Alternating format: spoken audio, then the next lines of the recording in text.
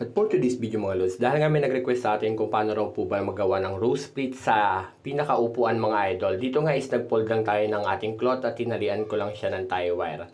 Dito nga mga lods, depende sa inyo kung gaano kahaba yung gagamitin nyo. Ang cloth na ginamit ko po pala dito is nasa 4 yards. Dito is inikot ko lang siya sa pinakaupuan at nag-fold po ako ng pleats. Dito is tinalian ko lang po siya ng tie wire. Yung mga video tutorial natin kung paano tayo gumagawa ng rose splits, marami na po ako naka-upload sa Reels at saka sa regular video. Ganito lang po yan, ipofold nyo lang po yung pinaka-cloth nyo ng at least nasa 5 to 6 inches yung taas. Dito nga is nag-fold lang tayo ng tatlo mga idol para gagawin natin siyang flower fold design sa pinakalikod ng upuan mga lods. Ito nga i-request lang sa atin kung paano rin nagagawa ng rose splits design sa pinakaupuan mga lods. At yung sobrang tela is pinold ko lang siya pataas at tinalian ko lang siya ng tie wire.